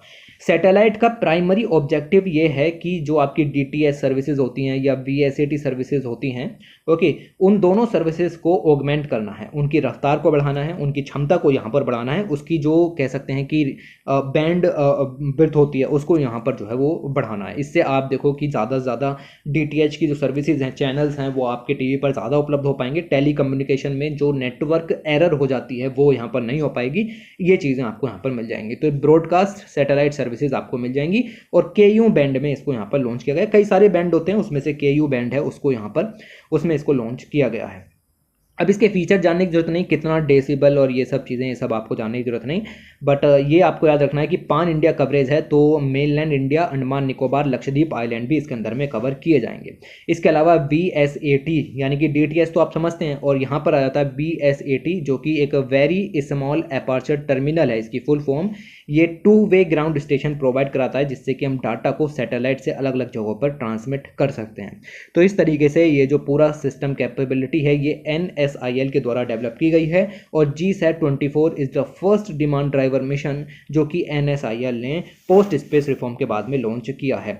NSIL की बात करें तो ये आपका न्यू स्पेस इंडिया लिमिटेड होता है, इसका हेडक्वार्टर बेंगलुरु में है, और ये एक सेंट्रल पब्लिक सेक्टर एंटरप्राइजेस के रूप में उभर करके आता है। डिपार्टमेंट ऑफ स्पेस की कमर्शियल आर्म है, मतलब जितने भी कमर्शियल प्रोजेक्ट्स होंगे उन सबको संभालने का काम इसका ही होगा। मार्च 2019 में इसको बनाया गया था, और high technology space related activities को बढ़ावा देने के लिए इंडिया के अंदर इसको बनाया गया था। Under the new space policy reform जो कि अनाउंस किए गए इन जून 2020 में स्पेस पॉलिसी में रिफॉर्म जो है वो उनको अनाउंस किया गया था। तो NSIL जो है वो और सारे ऑपरेशनल जितने भी सैटेलाइट मिशन हैं उनको जो है उसने अंडरटेक करना शुरू किया, मतलब उन पर वर्क करना यहाँ पर शुरू किया। और रेस्पॉन्सिबिलिटी यहाँ पर उभर करके आई कि सैटेलाइट सर्विसेज में भारत को दुनिया के पहले नंबर पर लाकर खड़ा करेंगे। हम खुद के व्हीकल्स बनाएंगे, खुद के लॉन्च व्हीकल्स बनाएंगे, खुद का ऑपरेटिंग सिस्टम बनाएंगे, और कंज्यूमर तक, कस्टमर तक सर्विसेज को ज़्यादा से ज़्यादा प्रोवाइड करेंगे। भाई कस्टमर के सर्विस के लिए ही तो DTH और BSAT सर्विसेज हैं, इनको यहाँ पर इस्तेमाल किया जाएगा। कई सारे एप्लीकेशंस होंगे, आपको कई सारे DTH चैनल मिल जाएंगे, ज़्यादा HD चैनल्स आपको देखने के लिए मिलेंगे टीवी पर, और सिग्नल की स्ट्रेंथ भी यहाँ पर बढ़ जाएगी। ओके, इसके अलावा आप देखेंगे कि एजुकेशनल सर्विसेज भी उपलब्ध होंगी। क्लासरूम एक्टिविटीज़ में कभी कभी कनेक्शन चला जाता है, तो बच्चों की जो पढ़ाई की ड्यूरेशन है वो यहाँ पर डिस्टर्ब होती है। अब वो यहाँ पर डिस्टर्ब नहीं हो पाएगी, क्योंकि कनेक्टिविटी क्लासरूम में बेहतर यहाँ पर बनी रहेगी। इसके अलावा टेली कम्युनिकेशन में भी इसका फ़ायदा होगा। डिजिटल सिनेमा का यूज़ कर रहे हैं, हाई स्पीड बैकहोल लिंक्स हैं या अदर सिस्टम हैं, एप्लीकेशंस हैं टेली कम्युनिकेशन के, उसमें इस्तेमाल किया जा सकता है। इसके अलावा GSAT-24 के कुछ सैलिएंट फीचर्स भी दिए गए हैं। ये फर्स्ट डिमांड ड्राइवन सैटेलाइट है जो कि कन्फिगर्ड किया गया था इसरो के द्वारा, owned, operated and funded by NSIL, जैसा कि आपको बताया, जो कि एक कमर्शियल आर्म है इसरो की। ओके, इसका मास दिया गया है। एप्लीकेशन में आपको याद रखना है कि किस लिए लॉन्च किया गया था। KU बैंड का इस्तेमाल इसके अंदर में किया गया है। लगभग 15 साल से ज़्यादा का टारगेट है कि 15 साल से ज़्यादा की सर्विसेज यहाँ पर जो है वो देगा। ये सब चीज़ें आपको यहाँ पर मिल जाएंगी। इसके अलावा अगर आप यहाँ पर और चीज़ें देखें तो वैसे तो आपको और कुछ मिलेगा नहीं, बट ठीक है, आप थोड़ा सा यहाँ पर देख लें कि गवर्नमेंट ऑफ इंडिया ने जो NSIL है उसकी ऑथराइज्ड कैपिटल को 1000 करोड़ से बढ़ा करके 7500 करोड़ भी कर दिया था, क्योंकि एक कमर्शियल आर्म है और उसमें भारी मात्रा में फंड की ज़रूरत यहाँ पर पड़ेगी, तो उस काम को यहाँ पर किया गया। अब GSAT के बारे में आपको पता हो तो GSAT जो है उसकी फुल फॉर्म होती है जियो स्टेशनरी सैटेलाइट। अर्थ के घूमने के साथ साथ ये स्टेशनरी रहते हैं और एक ही जगह पर पॉइंट जो है वो यहाँ पर दिखाते हैं। ओके, तो इंडिया के ऊपर ही रहेगा, चाहे अर्थ किसी भी जगह पर घूमते रहे, जिससे कि सर्विसेज जो है वो कंटिन्यूसली अवेलेबल यहाँ पर हों। इंडिया का इंडिजीनियसली डेवलप्ड कम्युनिकेशन सैटेलाइट्स हैं GSAT, और video, digital, audio, data, broadcasting services सभी यहाँ पर उपलब्ध जो है वो होनी शुरू हो जाती हैं। GSAT-24 जो है वो एक 3 एक्सिस बॉडी स्टेबलाइज्ड सैटेलाइट है विद रिएक्शन व्हील, और ये सब इसके बेसिकली फीचर होते हैं। देखो फीचर्स वगैरह हमसे नहीं पूछे जाते इतने ज़्यादा, बस ज़्यादा से ज़्यादा आपसे फंक्शन पूछा जाएगा, कहाँ से लॉन्च किया और किसने लॉन्च किया, कौन कमान संभाल रहा था, ये सब हमने आपको क्लियर किया, ज़्यादा जाने की ज़रूरत नहीं है। इसके अंदर कौन सा मॉड्यूलर बस लगाई गई है, कौन सी नहीं लगाई गई है, that much is not important. Okay, 5 solar panel लगे हैं, कोई हमसे नहीं पूछने वाला। ओके, बट ये चीज़ें यहाँ पर दी गई हैं। ओके, तो ये सब आपको मिल जाएगा। इसके अलावा आप यहाँ पर देखें तो मुझे नहीं लगता कि और चीज़ें आपके काम की हैं, ये सब किसी काम का नहीं। और एरियन 5 से इसको छोड़ा गया है और ये जो है वो यूरोप का heavy lift space launch vehicle है। यूरोप का जो स्पेस एजेंसी है उसका अपना व्हीकल है। जैसे हमारे हैं GSLV हैं, PSLV मार्क हैं, ये सब चीज़ें हैं ना, तो ऐसे ही आपका ESA का जो है वो एरियन 5 निकल करके आता है, यानी कि यूरोपियन स्पेस एजेंसी का एरियन 5 स्पेस लॉन्च व्हीकल के रूप में है। इसरो ने रिलेशनशिप की थी एरियन स्पेस कम्युनिकेशन बेसिकली उससे यूरोप की स्पेस एजेंसी से 1981 में, कि when India's experimental communication satellite okay Ariane passenger payload experiment that's called APPLE was launched by Ariane 1 कि इस फ्लाइट के द्वारा जब यहाँ पर छोड़ा गया था तभी ये सब MOU वगैरह यहाँ पर साइन किए गए थे। और GSAT-24 के बारे में आपको याद रखना है कि एरियन रॉकेट से छोड़ा जाने वाला कम्युनिकेशन सैटेलाइट जो है वो 25वें नंबर का हमारा यहाँ पर है। तो इसरो का 25वां सैटेलाइट जो है वो यहाँ पर लॉन्च किया गया है एरियन रॉकेट से। 1981 में ये सब MOU साइन हुए थे कि अपने कम्युनिकेशन सैटेलाइट हम एरियन से यहाँ पर छोड़ेंगे। ओके, तो ये सब यहाँ पर याद रखो। बहुत ज़्यादा पॉइंट्स निकालने की कोशिश करता हूँ मैं, लेकिन ये सब पॉइंट्स जो हैं वो हमारे काम के नहीं होते। उसके बाद बात करते हैं आगे, very important article that's called bombs weapon of mass destruction, इनके बारे में डिस्कस किया गया है। आपको पता है कि 21वीं सेंचुरी की मेजर वॉर जो है वो रशिया और यूक्रेन के बीच में उभर करके आई, और इसमें ये उम्मीद की जा रही है कि वेपन ऑफ मास डिस्ट्रक्शन का इस्तेमाल किया गया या नहीं किया गया। वेपन ऑफ मास डिस्ट्रक्शन के अंदर में बॉम्ब्स जो हैं उनका इस्तेमाल किया गया, और ये उम्मीद लगाई जा रही है कि लगभग 4 टाइप के जो बॉम्ब्स हैं वो यहाँ पर क्लासीफाई किए जाते हैं। जैसे पहला होता है फिशन बॉम्ब, और इसको एटम बॉम्ब भी कहते हैं, ये आपने 11th-12th में आराम से पढ़ा है। दूसरा होता है फ्यूजन बॉम्ब, और इसको हाइड्रोजन बॉम्ब भी कहते हैं, अभी तक इसका यूज़ नहीं किया गया, हालांकि डेवलपमेंट हो चुका है। तीसरे होते हैं इलेक्ट्रोमैग्नेटिक पल्सेस, और इसको ई बॉम्ब यहाँ पर कहा जाता है, यानी कि इलेक्ट्रोमैग्नेटिक बॉम्ब्स भी यहाँ पर इसको कहा जाता है। वेरी वेरी इंपॉर्टेंट, इसके बारे में हम डिटेल में पढ़ेंगे क्योंकि क्वेश्चन पूछा जाएगा which of the following statement about E bombs is correct और नॉट करेक्ट। चौथा होता है आपका थर्मोबैरिक बॉम्ब, और इसको वैक्यूम बॉम्ब भी कहते हैं। Very very important, which of the following statement about thermobaric bomb is correct और नॉट करेक्ट। इसके अलावा कुछ और बॉम्ब्स भी होते हैं जिनको केमिकल बॉम्ब्स कहते हैं, लेटर बॉम्ब्स कहते हैं, IED यानी कि इम्प्रोवाइज्ड एक्सप्लोजिव डिवाइस कहते हैं, और भी बहुत सारे बॉम्ब्स होते हैं, उनके बारे में नहीं पढ़ना। बेसिकली हमारा फोकस जो है, जल्दी से हम एटम बॉम्ब के बारे में समझेंगे, जल्दी से हम जो है वो फ्यूजन बॉम्ब के बारे में समझेंगे क्योंकि इनकी प्रोसेस इजी है, लेकिन ई बॉम्ब और थर्मोबैरिक बॉम्ब्स के बारे में हमें डिटेल में कवर यहाँ पर करना पड़ेगा। ओके, ये चीज़ मैंने आपको क्लियर की कि आखिर यहाँ पर क्या लिखा हुआ है, वेरी इजी। उसके अलावा बात करते हैं आगे कि सबसे पहले एटम बॉम्ब की तरफ जाते हैं। एटम बॉम्ब जो हैं वो बेसिकली डेवलप किए गए थे बाय रॉबर्ट ओपेनहेमर। इनके ऊपर मूवी भी आने वाली है अभी, ओके, और किलियन मर्फी उसमें रोल निभाएंगे। तो ये जो है वो आपको यहाँ पर मिल जाएगा कि एटम बॉम्ब जो है वो इन्होंने यहाँ पर बनाया। US ने फर्स्ट एटम बॉम्ब जो है वो मैनहट्टन प्रोजेक्ट के अंदर में बनाया, याद रखना, और वर्ल्ड वॉर 2 में इन्होंने इसको यूज़ भी कर दिया। 16 जुलाई 1945 को इन्होंने अपना फर्स्ट एवर फिशन बॉम्ब जो है वो इसको सक्सेसफुली टेस्ट भी यहाँ पर किया। इसके अलावा इन्होंने एटम बॉम्ब को आपको पता है कि हिरोशिमा और नागासाकी पर भी यहाँ पर गिराया 6 अगस्त 1945 को, जिसका नाम था लिटिल बॉय। इसके मीजर्स दिए गए हैं, 4400 किलोग्राम का था, और डायमीटर इतना था, इतने लोग यहाँ पर जो है वो ख़त्म हुए, लगभग 70% इंफ्रास्ट्रक्चर जो है वो डैमेज भी यहाँ पर हो गया। इसके अलावा रेडिएशन भी यहाँ पर निकला। इसके अलावा इन्होंने सेकंड एटम बॉम्ब जो है उसको भी यहाँ पर गिराया, जो कि बेसिकली प्लूटोनियम का बना हुआ था, नागासाकी पर गिराया गया, और इसकी जो पावर थी लगभग 22 किलोटन की पावर यहाँ पर थी। इसको फैटमैन का नाम दिया गया। लोड जो है वो इसके अंदर 4670 टन का था, डायामीटर जो है वो 1.5 का था, और ये जो है वो बॉम्ब्स यहाँ पर चलाए गए। इंडिया ने अपना पहला जो एटॉमिक बॉम्ब है वो 1974 में टेस्ट किया। एटॉमिक बॉम्ब की अगर हम बात करें तो न्यूक्लियर फिशन के सिद्धांत पर जो है वो वर्क करता है। अब आ जाते हैं थोड़ी सी फिजिक्स के ऊपर। न्यूक्लियर फिशन की प्रोसेस यहाँ पर दी गई है।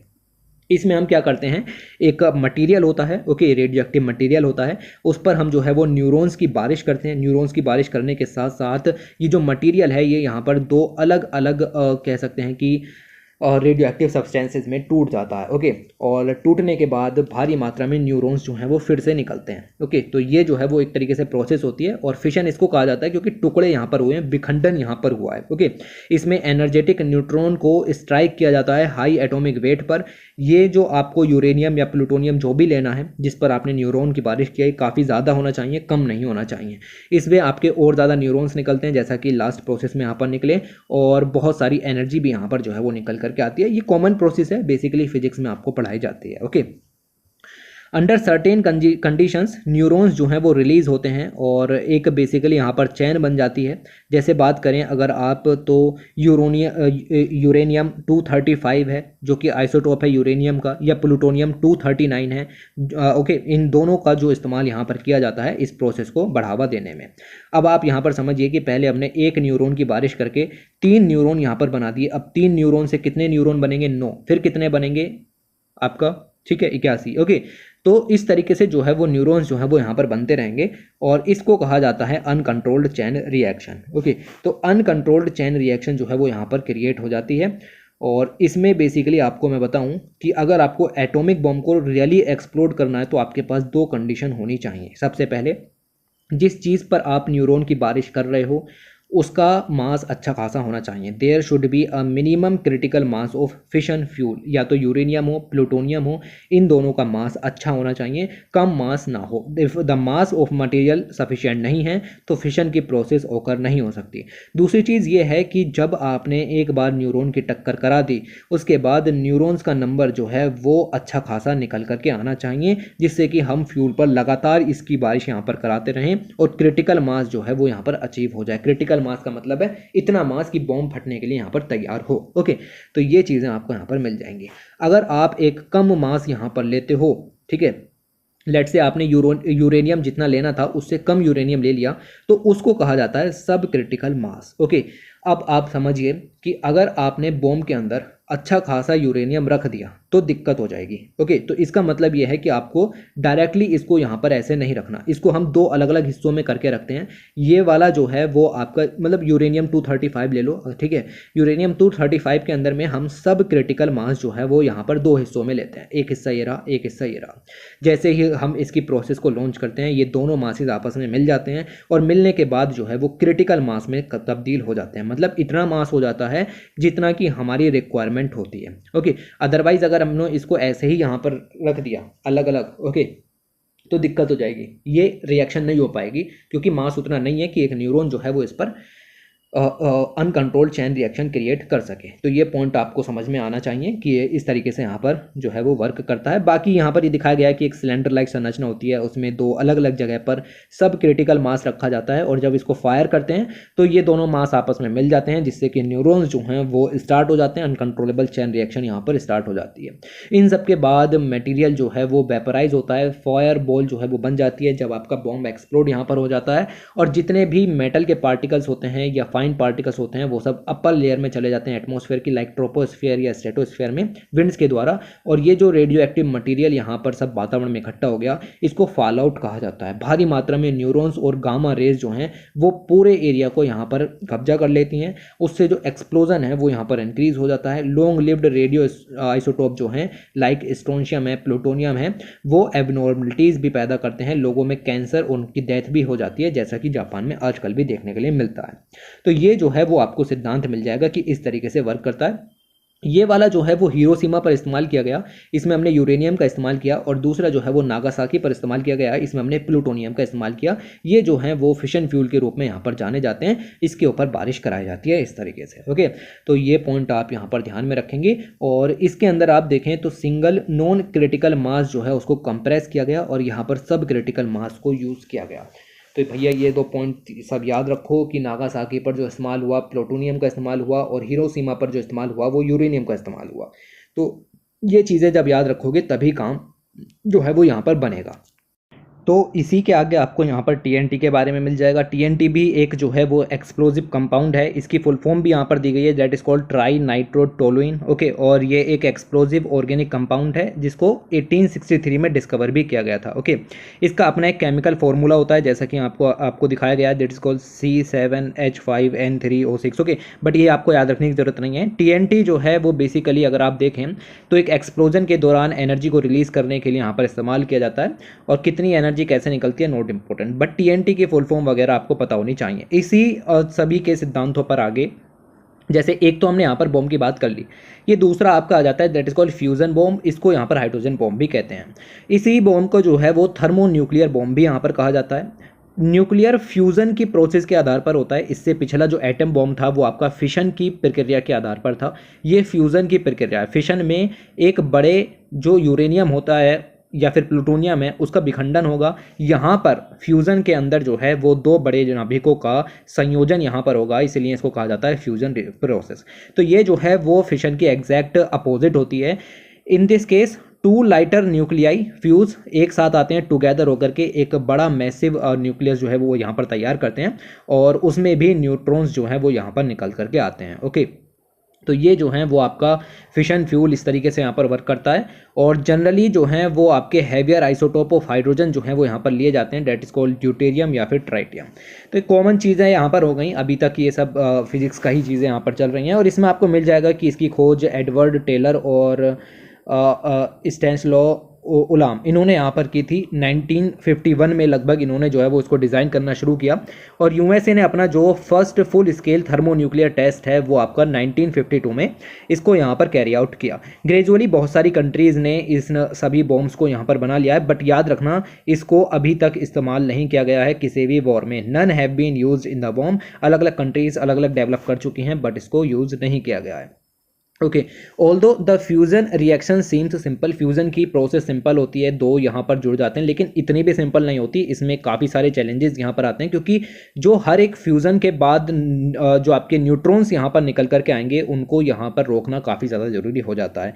पहले तो इसमें आपको हाइड्रोजन आइसोटॉप्स की जरूरत पड़ेगी, दैट इज कॉल्ड ड्यूटेरियम या ट्राइटियम की, जो कि आपके स्पेशल फैसिलिटीज़ में ही बनाए जा सकते हैं, एनवायरमेंट में ऐसे नहीं पाए जाते हैं। ओके, और दूसरी जो दिक्कत ये है यहाँ पर आपको मिलेगी कि फ्यूजन इन्वॉल्व करता है bringing two positively charge nuclei to overcome. देखो, दो यहाँ पर आपके न्यूक्लियाई एक साथ यहाँ पर आएंगे, तो ये एक स्ट्रॉन्ग न्यूक्लियर फोर्स की जरूरत यहाँ पर पड़ती है उनको फ्यूज करने के लिए। ये तभी पॉसिबल है जब आप कम से कम 10 की पावर 7 के का जो टेम्परेचर है वो यहाँ पर उपलब्ध करा दो। ओके, और ये टेम्परेचर इतना है जो कि अवर सन के अंदर यहाँ पर देखने के लिए मिल जाएगा। मतलब बहुत भारी टेम्परेचर आपको चाहिए अगर आपको न्यूक्लियर फ्यूज़न की प्रोसेस करानी है। तो इसका मतलब क्या है? इसका मतलब सिंपल सा ये हो जाता है कि इन स्टेजेस के अंदर ये जो बॉम्ब है ये बेसिकली 2 स्टेज का बॉम्ब यहाँ पर हो गया। ओके, जो थर्मोन्यूक्लियर बॉम्ब यहाँ पर निकल करके आया, इसमें 2 स्टेजेस यहाँ पर हो गई। पहली stage that is called primary stage. पहली स्टेज में तो आपको 10 की पावर 7 के केल्विन का टेम्परेचर जो है वो यहाँ पर उपलब्ध कराना पड़ेगा। इस टेम्परेचर से आपका एक्टिवेट हो जाएगा अंदर का मटेरियल, और फिर जो है वो सेकंड फेज शुरू होगा, दैट इज कॉल्ड अपनी जो थर्मोन्यूक्लियर जो मतलब अपना बॉम्ब है हाइड्रोजन बॉम्ब, उसकी रिएक्शन यहाँ पर शुरू होगी।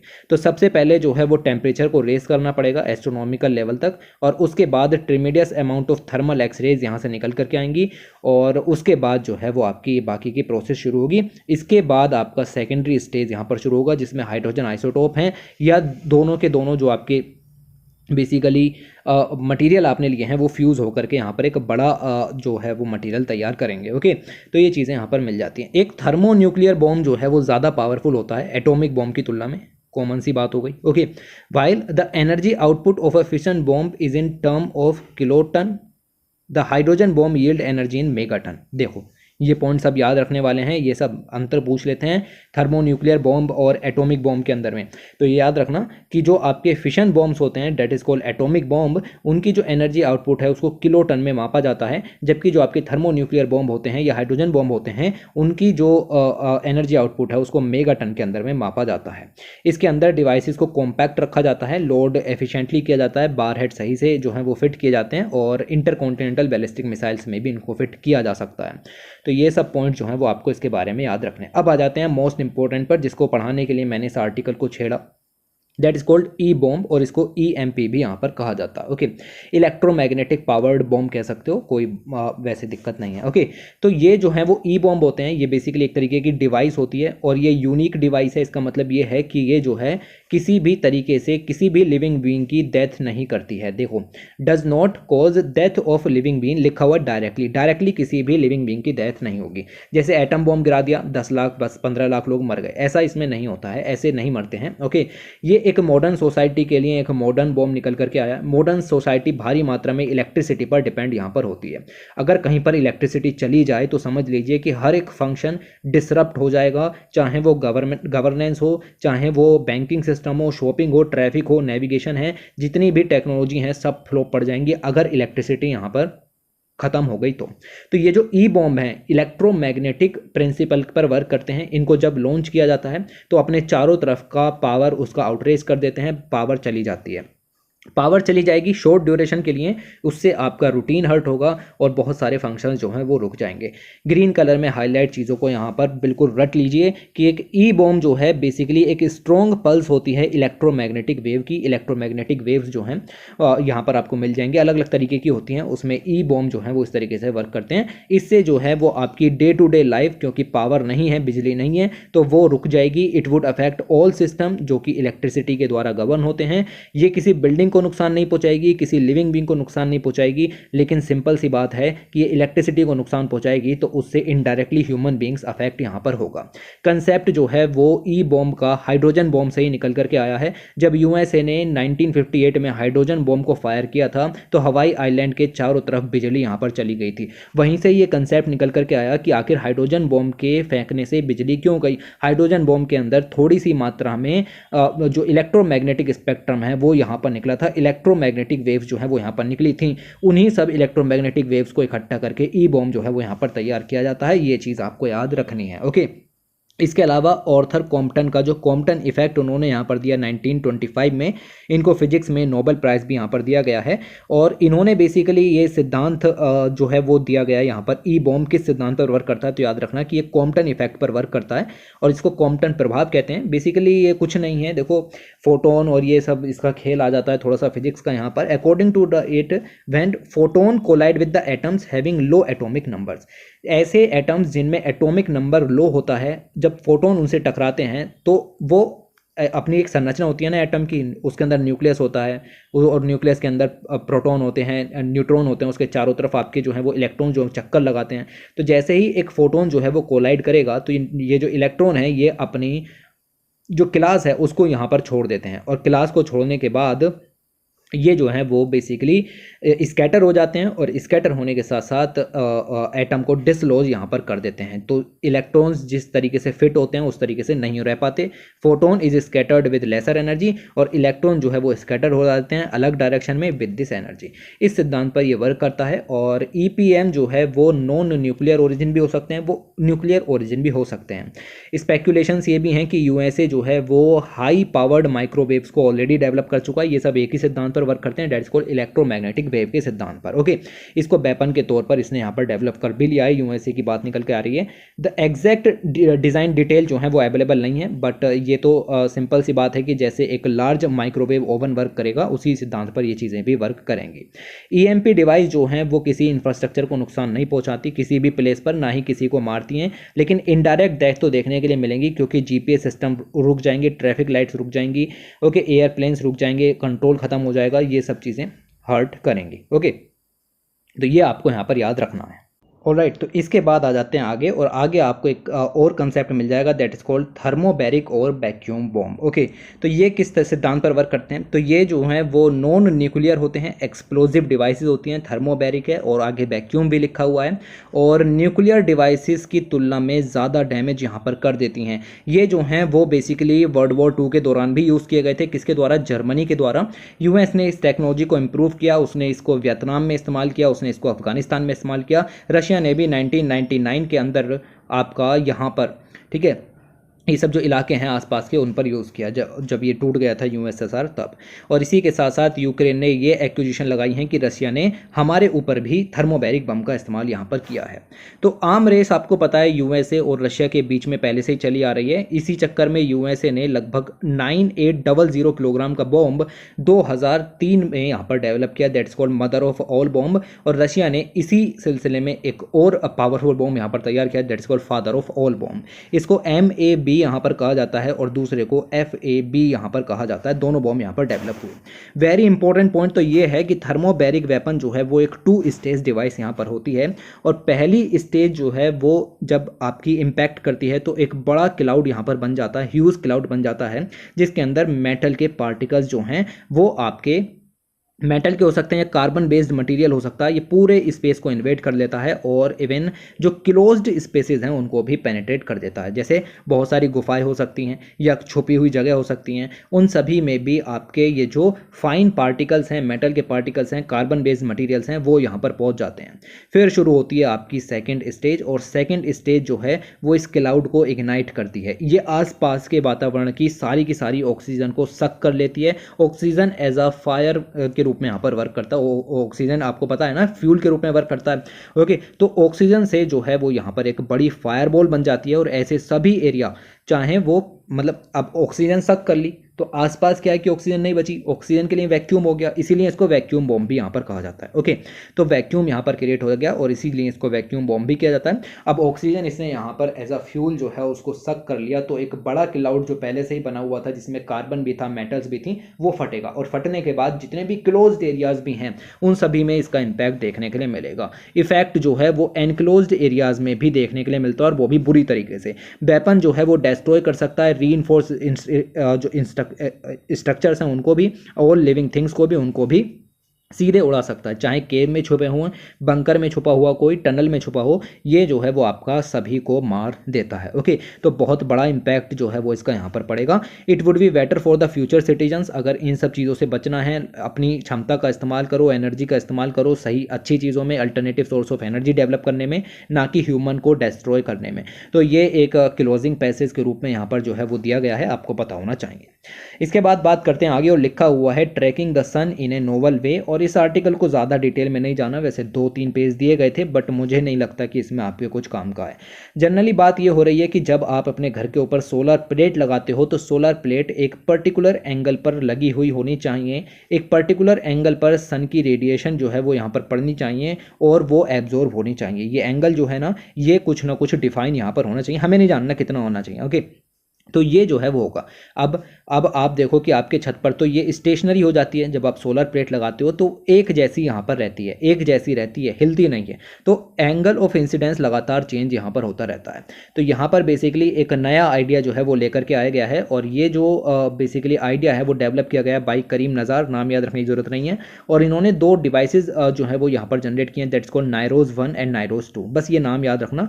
और ये जो है वो मैकेनिकल सोलर ट्रैकिंग सिस्टम्स हैं। ओके, सोलर ट्रैकिंग सिस्टम है, और ये जो है वो आपके जैसे थर्मल या इलेक्ट्रॉनिक ट्रैकिंग सिस्टम होते हैं, उसी तरीके के सिस्टम यहाँ पर हो गए। ओके, तो ये इसी तरीके के सिस्टम यहाँ पर हो गए, और ये जो बेसिकली इस सिद्धांत पर आपका वर्क करेगा कि जो आपकी सोलर प्लेट्स यहाँ पर होंगी, जैसे जैसे सन अपना दिशा बदलेगा उसी हिसाब से इसका जो इंक्लिनेशन है वो भी यहाँ पर चेंज होता रहेगा, और सूरज की जो किरणें हैं वो एक पर्टिकुलर एंगल पर ही पड़ेंगी। इससे ज़्यादा हमें इस आर्टिकल में कुछ नहीं पढ़ना था, इतना समझ लिया वो भी काफ़ी है, अदरवाइज़ इतना भी ज़रूरी यहाँ पर नहीं था। ओके, अलग अलग और चीज़ें दी गई हैं लाइक कंसनट्रेटेड सोलर पावर और कंसनट्रेटेड फोटोवोल्टिक सिस्टम, ये सब यहाँ पर वर्क करते हैं, लेकिन ये सब स्टेशनरी होते हैं, तो ये रेडिएशन इस तरीके से नहीं पड़ता। ये सब कुछ फिगर्स दिखाए गए हैं कि कैसे नाइरोज 2 ट्रैकिंग सिस्टम जो है वो वर्क करता है, बट ये सब हमें यहाँ पर जानने की ज़रूरत कतई भी नहीं है। उसके बाद आगे चलते हैं और इंपॉर्टेंट आर्टिकल पर जाते हैं जिस पर यूपीएससी का फोकस रहता है, डेट्स कॉल्ड मलेरिया। और चाइना ने एलिमिनेट कर लिया मलेरिया को, इंडिया अभी जो है वो एलिमिनेट नहीं कर पाया, लेकिन वो कुछ अच्छा तो यहाँ पर कर ही रहा है। ओके, तो यहाँ पर देखें तो 3 कंजिक्यूटिव ईयर्स तक चाइना के अंदर कोई भी मलेरिया का केस यहाँ पर नहीं निकल करके आया, तो WHO ने चाइना को मलेरिया फ्री यहाँ पर डिक्लेयर कर दिया। और इसी के साथ साथ चाइना के अंदर 1940 से लेकर के 30 मिलियन केसेस जो हैं वो लगभग कम हो गए हैं मलेरिया के। इसी के साथ साथ डेथ रेट भी जो है वो यहाँ पर कम हुआ है। इंडिया भी अच्छे साइन यहाँ पर दिखा रहा है, इंडिया में भी 2017 से लेकर के 24% डिक्रीज देखने के लिए मिला है प्रीवियस ईयर की तुलना में, अगर हम बात करें वर्ल्ड मलेरिया रिपोर्ट 2018 के हिसाब से। चाइना ऐसा 40वां कंट्री बना जिसको मलेरिया फ्री यहाँ पर डिक्लेयर किया गया WHO के द्वारा 2021 में। लास्ट 3 कंट्रीज जिसको मलेरिया फ्री डिक्लेयर किया गया था वो थी आपकी एल सल्वाडोर, अल्जीरिया और अर्जेंटीना। बहुत सारे जो आपकी ट्रेडिशनल चाइनीज़ कंपनीज हैं, मेडिसिन हैं, उन सबका इस्तेमाल करके इसको यहाँ पर तैयार किया गया। चाइना ने मलेरिया के अगेंस्ट काफ़ी अच्छा काम किया। उन्होंने, आप देखेंगे कि कंपाउंड्स डेवलप किए डेट इज कॉल्ड, जो कि एक्टिव थे अगेंस्ट मलेरिया के लिए। स्पेशली उन्होंने जो है वो स्वीट वॉर्म वुड से आर्टेमिसिनिन इसको यहाँ पर एक्सट्रैक्ट किया, और एक्सट्रैक्ट करने के बाद उसको यहाँ पर इस्तेमाल किया मलेरिया के ट्रीटमेंट के लिए। ओके, इसके लिए जो आपके साइंटिस्ट थे that is called Tu Youyou, उनको 2015 में नोबेल प्राइज़ भी यहाँ पर दिया गया मेडिसिन के क्षेत्र में। तो इस तरीके से चाइना जो है उसने यहाँ पर इस वैक्सीन को तैयार किया। इसी के साथ साथ आप देखेंगे कि चाइना जो है वो नई सर्विलियंस टेक्नोलॉजीज़ भी लेकर के आ रहा है, नई मेडिसिन, नई टेक्नोलॉजीज़, जिससे कि जो आपके एनोफिलीज मॉस्क्यूटो हैं उनकी स्प्रेड की जो साइकिल है उसको यहाँ पर तोड़ा जा सके। ओके, तो ये जो है वो आपने इस तरीके से यहाँ पर काम किया। और रिसेंट ईयर्स में चाइना के जो साइंटिस्ट हैं वो जेनेटिक बेस्ड अप्रोच भी डेवलप यहाँ पर कर रहे हैं, ताकि ये जो पैरासाइटिक अटैक है इससे जो है वो बचा जा सके। ओके, इसके अलावा इंडिया के स्टेटस की बात करें तो इंडिया में मलेरिया एक मेजर पब्लिक हेल्थ कंसर्न के रूप में उभर करके आया है। इंडिया के बहुत सारे पार्ट्स में ये फैलता हुआ दिखाई दे जाएगा। लगभग 95% population reside in malaria endemic areas and majority of the cases जो हैं वो आपकी ट्राइबल, हेरी या इनएक्सेसिबल एरियाज से निकल करके आते हैं। इसमें आपका directorate of national vector borne disease control program वो भी मदद कर रहा है, वो इसमें डायग्नोसिस और ट्रीटमेंट सर्विसेज अवेलेबल करा रहा है। और इसके अलावा वो जो है वो आर्टेमिसिन कॉम्बिनेशन थेरेपी उसकी मदद से भी डायग्नोस्टिक और टेस्ट सर्विसेज को बढ़ावा दे रहा है। ये वही है, देखो ये चीज़, और जो चाइना ने यहाँ पर निकाल करके लाई है ये चीज़, ये दोनों चीज़ें सेम है। ओके, तो चाइना ने इसमें महारत हासिल कर ली है, लेकिन हमारी पॉपुलेशन भी काफ़ी ज़्यादा है और रिसोर्सेज भी थोड़े से कम है, इस वजह से हम थोड़ा सा पीछे हैं, लेकिन जल्द ही निकल आएंगे। इसके अलावा अगर हम देखें तो केसेस में थोड़ा रिडक्शन वगैरह तो देखने के लिए मिला है। इंडिया जो है वो अभी टॉप 3 कंट्रीज़ में नहीं है मलेरिया के अंदर, ये काफ़ी अच्छी बात है। और इंडिया ने अपनी 5 ईयर की नेशनल स्ट्रेटेजिक प्लान भी लॉन्च किया था, जिससे हम मलेरिया को सिर्फ कंट्रोल ही नहीं करेंगे, उसका एलिमिनेशन भी यहाँ पर करेंगे। स्पेशली 571 डिस्ट्रिक्ट्स के अंदर में ये काम शुरू भी हो चुका है। ओके, और 2022 तक का ये टारगेट था कि इसको ख़त्म करेंगे, निकल गया, 2022 चल रहा है। ओके, बट देखते हैं क्या होता है। इसके अलावा अगर हम बात करें तो कम्युनिटी जो वर्कर्स हैं उनकी ट्रेनिंग भी कराई जा रही है, जहाँ पर भी केसेस निकल रहे हैं वहाँ पर मेडिसिन डिस्ट्रीब्यूट की जा रही हैं, बेड नेट्स दिए जा रहे हैं प्रिवेंशन के लिए, और साथ ही साथ इनका टेस्ट ट्रीट ट्रैक इनिशिएटिव भी चलता है ऐसे सभी एंडेमिक एरियाज़ में। एंडेमिक एरियाज़ का मतलब ऐसे एरियाज जहां पर मलेरिया के केसेस भारी मात्रा में निकलते हैं। There are about 120 species of plasmodia. Plasmodia की लगभग 120 स्पीसीज जो हैं वो यहाँ पर मौजूद हैं। ये पूरा बेसिकली मच्छरों के बारे में बताया गया है कि कौन सी स्पीसीज कहाँ पर मिल जाएगी, कहाँ पर नहीं मिलेगी। ओके, प्लाज्मोडिया की लगभग 120 स्पीसीज जो हैं वो यहाँ पर हैं, जिसमें से 22 जो हैं वो आपकी प्राइमेट्स में पाई जाती हैं। प्राइमेट्स मतलब जैसे चिंपैंजी वगैरह हैं, इनमें पाई जाती हैं, जो कि ह्यूमन लाइक होते हैं। ओके, इसके अलावा बाकी की जो हैं वो आपकी जो बची यहाँ पर 98 के करीब स्पीसीज वो रोडेंट्स में मिल जाएंगी, बैट्स में, बर्ड्स में और रेप्टाइल्स में।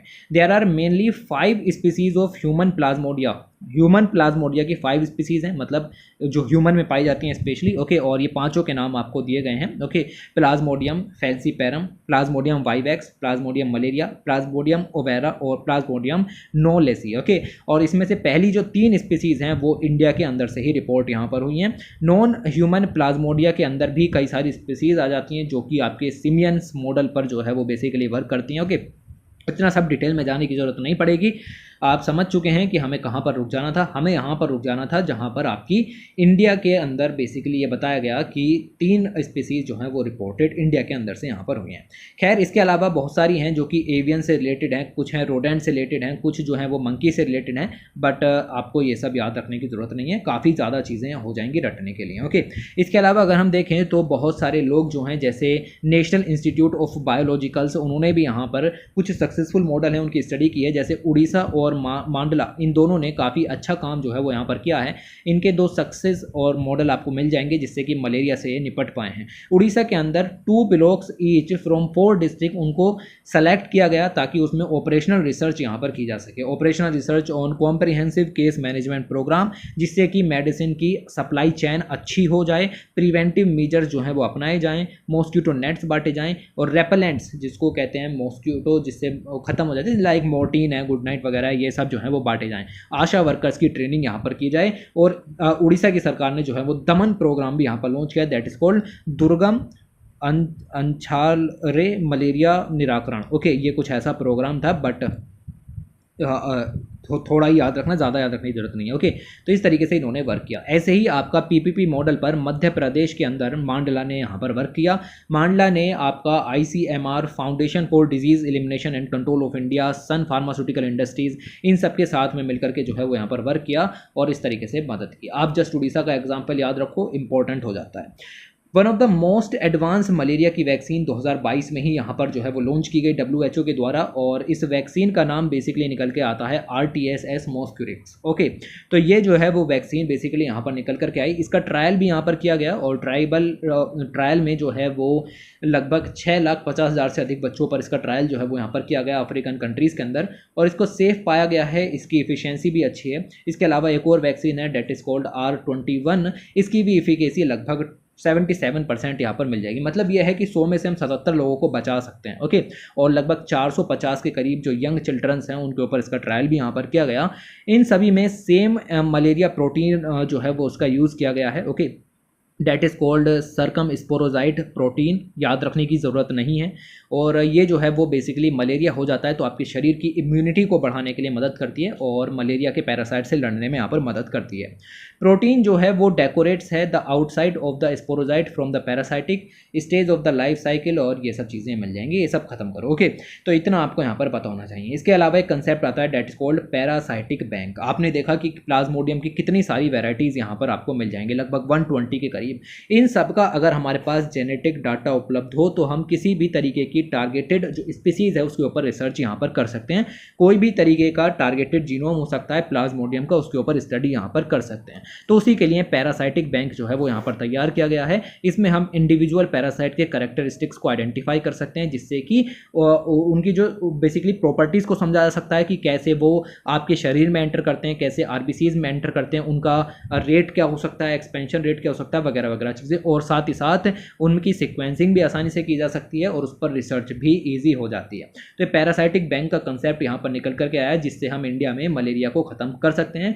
और इस पर बहुत सारी रिसर्च स्टडीज़ यहाँ पर चल रही हैं, लिविंग ह्यूमंस पर भी चल रही हैं, नॉन ह्यूमंस, हर तरीके का जो पैरासाइटिक है, जैसा कि आपको बताया अभी कि एवियन पैरासाइट भी है, अलग अलग तरीके के पैरासाइट हैं, उन सभी को हम कलेक्ट करते हैं, कल्टीवेट करते हैं और एक कंड्यूसिव एनवायरनमेंट में रखते हैं। That is called parasitic bank. कुछ नहीं, जैसे ब्लड बैंक होता है, जैसे आपका ह्यूमन मिल्क बैंक होता है, इसी तरीके का आपका पैरासाइट बैंक हो गया। इसमें मच्छरों की अलग अलग प्रजातियों को हम यहाँ पर रखेंगे और उन पर स्टडी यहाँ पर करेंगे।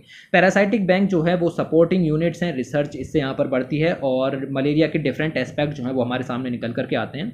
बैंक एक रिसोर्स की तरह वर्क करता है, जहाँ से हमें इंफॉर्मेशन निकलती रहती है, पता चलता है कि मलेरिया किस तरीके से वर्क करता है, आपकी प्रोटीन सेल पर कैसे जो है वो हमला करता है, वगैरह वगैरह चीज़ें। ओके, तो ये सब चीज़ें यहाँ पर मिल जाएंगी। इन पैरासाइट्स को जो है वो स्टोर किया जाता है, और स्टोर करने में लिक्विड नाइट्रोजन का इस्तेमाल होता है, कॉमन बात है। ओके, और तकनीक आपको मिल जाएगी that's called cryo preservative. Okay, तो इसको करके आप जो है वो पैरासाइट के जो DNA वगैरह इनको सबको प्रिजर्व रखते हो, और पैरासाइट्स को बहुत लंबे समय तक यहाँ पर इस तरीके से जीवित रखा जाता है, अगर आप उनको लिक्विड नाइट्रोजन से जो है वो रिवाइव यहाँ पर कर सकते हैं। और लेबोरेटरी में प्रोपागेशन वगैरह के ज़रिए भी जो है वो इसके ऊपर लगातार स्टडी की जाती है। इसके डेवलपमेंट के लिए अलग अलग तरीके की बायोलॉजी और वैक्सीन डेवलपमेंट चल रहा है। खैर, इतना डिटेल में हम चले गए, इतना डिटेल में जाने की ज़रूरत नहीं थी।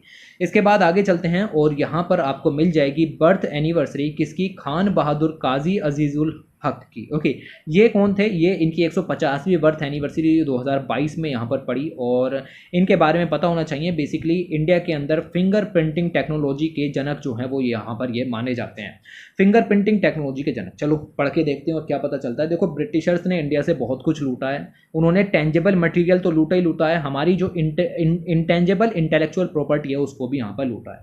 किसी इंडियन ने कुछ डेवलप किया तो वो अपने किसी साइंटिस्ट का नाम दे देते थे, और वो इंडियन का नाम वहाँ से हटा दिया जाता था। This is called intangible intellectual properties, जिसको हमारा लूटा गया। टेंजेबल मटेरियल लाइक सोना लूट लिया, चांदी लूट लिया। ओके, इस तरीके से उन्होंने हमारी जो बौद्धिक क्षमता है उसको भी यहाँ पर लूटा। फॉर ऑलमोस्ट 2 सेंचुरीज उन्होंने जो है वो ये क्लेम किया कि जो भी इंडियन यहाँ पर डेवलप कर रहे हैं उनको उनके राइट्स भी यहाँ पर नहीं मिले, और नेटिव पीपल्स को उनके राइट्स ना दे करके जो ब्रिटिशर्स थे उनको उनके राइट्स मिले। जैसे सर जेसी बोस ने कुछ डेवलप किया, राधानाथ सिकदर ने कुछ डेवलप किया, किशोर मोहन बंदोपाध्याय ने कुछ डेवलप किया, हेमंत बोस ने कुछ डेवलप किया, तो उनको उनके अधिकार नहीं दिए जाते थे, और जो कुछ उन्होंने यहाँ पर डेवलप किया वो सब जो है वो किसी न किसी ब्रिटिशर के नाम पर पब्लिश कर दिया जाता था। ओके, 2022 में ऐसी ही एक एक बर्थ एनिवर्सरी यहाँ पर मिल जाएगी, जिनका नाम मैंने आपको बताया, दैट्स कॉल्ड खान बहादुर काजी अजीज़ुल हक। और ये जो हैं इन्होंने फिंगरप्रिंट टेक्नोलॉजी के डेवलपमेंट में बहुत ही इंपॉर्टेंट भूमिका यहाँ पर निभाई। लेकिन इनका क्रेडिट जो है वो दे दिया गया सर एडवर्ड रिचर्ड हेनरी को। सर हेनरी इन्होंने यहाँ पर डेवलप किया था Henry classification system of fingerprint, but few know that the main architect इस सिस्टम के पीछे जो है वो इंडिया के दो महान साइंटिस्ट थे, दैट्स कॉल्ड खान बहादुर काजी अजीज़ुल हक और साथ ही साथ हेमंता बोस। तो इन दोनों का जो वर्क है उसको नाम दे दिया गया हेनरी क्लासिफिकेशन सिस्टम, जबकि ये डेवलप किया गया था by these two scientist. Okay, तो ये आपको मिल जाएगी ये अजीज़ुल हक जी की जो है वो तस्वीर, और इन्होंने ये फिंगरप्रिंटिंग टेक्नोलॉजी यहाँ पर डेवलप किया। वो कैसे की कैसे नहीं की उतना डिटेल में नहीं जाना, कम से कम आप जो है वो इनका नाम याद रखो, वही सफिशिएंट है। इन दोनों ने मिलकर के, दैट्स कॉल्ड हक और बोस, इन दोनों ने मिलकर के, दोनों को बेसिकली सर हेनरी के द्वारा ही एम्प्लॉय किया गया था इस चीज़ को डेवलप करने के लिए कि आखिर पुलिस इंस्पेक्टर इसको कैसे यहाँ पर जो है वो यूज़ कर सकते हैं। इनको basically as a sub inspector of police यहाँ पर जो है वो एम्प्लॉय किया गया था। साथ में इनको ये काम दिया गया था कि आप जो हैं वो कैसे फिंगरप्रिंट्स को इजीली आइडेंटिफाई करें, उसके लिए एक मैथमेटिकल सिस्टम डेवलप करना है। हक और बोस दोनों ने मिलकर के इस चीज़ पर वर्क शुरू किया और दोनों ने इस तरीके से बहुत सारी संरचनाएं मैगजीन के अंदर दी गई थी, बट मुझे नहीं लगता यूपीएससी के लिए काम की यहाँ पर हो जाती हैं। इन दोनों ने मिलकर के इसको यहाँ पर डेवलप किया और अच्छे परिणाम जो हैं वो यहाँ पर निकाल करके दिए। परिणाम जो हैं वो basically Henry system of fingerprint classification के नाम से पब्लिश हुए। क्यों? क्योंकि इसका जो क्रेडिट है वो सर हेनरी को यहाँ पर दे दिया गया, और ये जो क्रेडिट है वो ना तो मिस्टर हक को मिला ना ही मिस्टर बोस को मिला। तो इसका नाम दे दिया गया Henry classification of fingerprinting, Henry system of fingerprint classification. और ये जो है वो आज बहुत सारे नेशंस के द्वारा ये फॉलो किया जाता है, लेकिन ये बात बहुत ही कम लोगों को पता है कि ये सिस्टम डेवलप किया गया था बाय हक एंड बोस। ओके, तो ये नो वर्ड ऑफ थैंक्स आपको यहाँ पर मिल जाएगा। यही सब है। ऐसे ही आज़ादी के बहुत सारे नेता हैं जिन लोगों को हम याद नहीं रखते, जिन्होंने अपना बलिदान दिया। ओके, उनका नाम भी जो है वो इतिहास के अंदर नहीं है। ऐसी चीज़ें ही आपको यहाँ पर भी मिल जाएंगी, तो पता होना चाहिए ये सब चीज़ें। इसके अलावा अगर हम बात करें तो 1897 के अंदर में first fingerprint bureau of world यहाँ पर डेवलप हुआ, जिसका नाम था बंगाल ब्यूरो, और उसको जो है वो कलकत्ता के अंदर में इनॉग्रेट किया गया था, और उसी के अंदर में Henry system of fingerprint classification यहाँ पर डेवलप हुआ। 1920s के अंदर में हक जो है वो डेप्यूटी सुपरिंटेंडेंट बने पुलिस के, तो उन्होंने जो है वो रिप्रेजेंट किया कि मेरी जो स्टडी है वो सर हेनरी को यहाँ पर दे दी गई। कुछ केसेस वगैरह चले, हक ने जो है वो खान बहादुर का टाइटल भी जो है वो रिसीव किया, बोस जो है वो उनको राय बहादुर का टाइटल यहाँ पर रिसीव हुआ। तो दोनों जो है वो इस तरीके से इनको जागीर्स वगैरह सब अलॉट की गई, और मुझे लगता है कि ये सब जो है वो इस चीज़ लिए थी ताकि ये इनका ध्यान यहाँ से हटे। तो ये सब आपको इतना ज़्यादा याद नहीं रखना, बट ये जो सिस्टम्स निकल करके आए इनके बारे में पता होना चाहिए। इसके अलावा अगर हम आगे बात करें तो आगे आपको मिल जाएगा that is called wax. Okay, तो इंडिया में बेसिकली इंडिया भारी मात्रा में वैक्स को इंपोर्ट करता है, लेकिन अब जो है वो हम वैक्स को एक्सपोर्ट यहाँ पर करने लगे हैं, और इसके लिए CSIR ने कई सारी तकनीकें जो हैं वो यहाँ पर डेवलप की हैं। जैसे मैं बात करता हूँ, आपको ज़्यादा डिटेल में नहीं जाना, पैराफिन वैक्स जो है वो बहुत सारी चीज़ों में यूज़ होता है।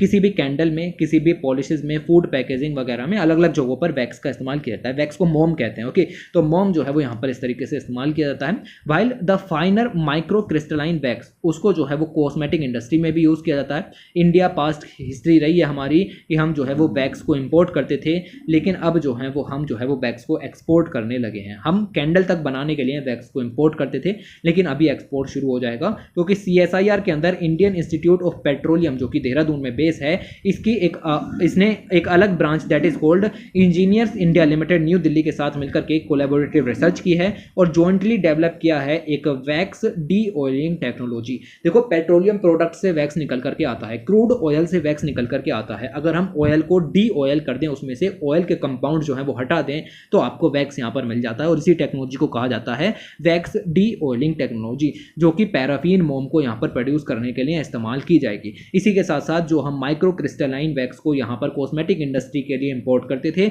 उसके लिए भी माइक्रो क्रिस्टलाइन वेव्स वैक्सेस जो हैं वो भी यहाँ पर डेवलप किए जाएंगे। ओके और ये सब पेट्रोलियम से यहाँ पर किया जाएगा और अब जो है वो इंडिया एक एक्सपोर्टिंग यहाँ पर बन जाएगा।